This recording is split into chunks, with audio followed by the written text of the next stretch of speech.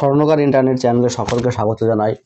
বন্ধুরা, তোমরা নিশ্চয়ই জেনে থাকবে যে railway recruitment board RRB group ডির নোটিফিকেশন কিন্তু প্রকাশ করেছে এবং আজ থেকে ফর্ম ফিল আপ শুরু হয়েছে 30,438টি পোস্টের জন্য।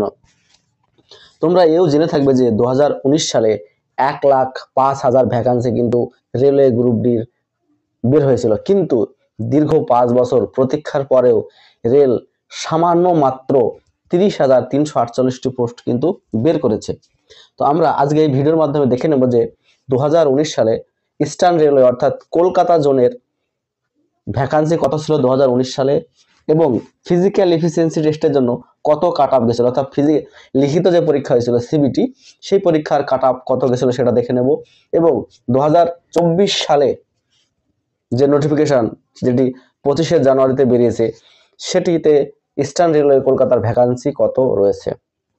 তো দেরি না করে বন্ধুরা ভিডিওটি তোমরা সম্পূর্ণ দেখো।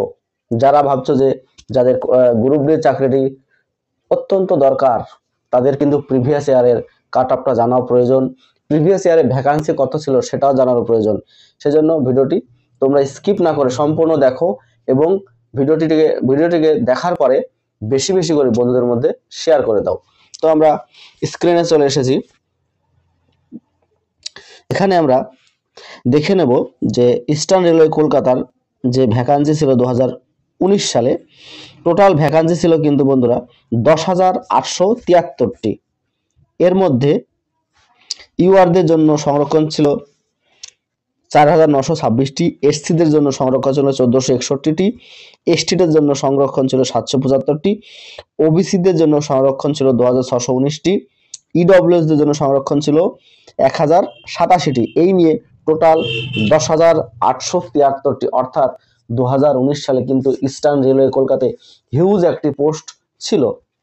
এবার আমরা চলো দেখে নিই যে 2019 সালে ফিজিক্যাল এফিসিয়েন্সি টেস্টে কাট অফ কত গেছিল। তো আমরা 2019-এর কাট অফটি ডাউনলোড করেছি ওয়েবসাইট থেকে।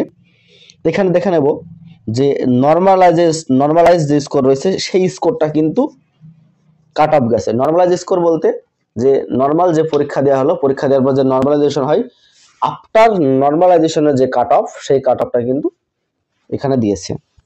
এবার দেখে নাও ইউআরদের গেছে কাট অফ 69.60, এসসিদের ছিল 58.42711, এসটিদের ছিল 48.28362, ওবিসিদের কাট অফ গেছিল 65.89208 এবং ইডব্লিউএসদের কাট অফ গেছিল 50.46005।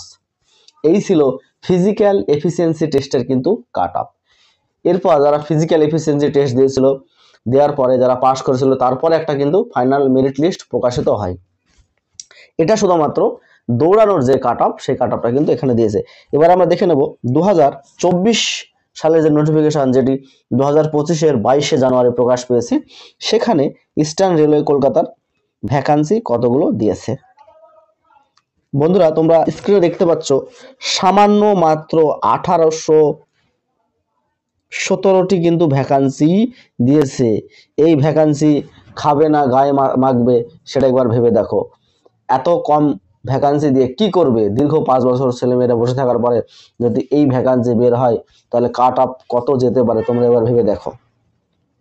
এই 1,817টি ভ্যাকান্সির মধ্যে ইউআরদের জন্য ভ্যাকান্সি রয়েছে 767টি, এসসিদের জন্য ভ্যাকান্সি রয়েছে 262টি, এসটিদের জন্য ভ্যাকান্সি রয়েছে 144টি, ওবিসিদের জন্য ভ্যাকান্সি রয়েছে 477টি, ইডব্লিউএসদের জন্য ভ্যাকান্সি রয়েছে 161টি। 2019 সালে যেখানে ভ্যাকান্সি ছিল 10,000 অধিক, প্রায় 11,000, সেখানে তার কত গুণ নিচে 1,817টি ভ্যাকান্সি। বন্ধুরা তোমরা একটু চিন্তা করে দেখো এই ভ্যাকান্সিতে চাকরি পাওয়াটা কতটা দুঃসাধ্য। যে সমস্ত ভাই বোনেরা দীর্ঘ 5 থেকে 6 বছর অপেক্ষা করে রয়েছে যে রেলওয়ে গ্রুপ ডি ফর্ম বের হবে, চাকরি করব, কিন্তু তারা কি আদৌ চাকরি পাবে?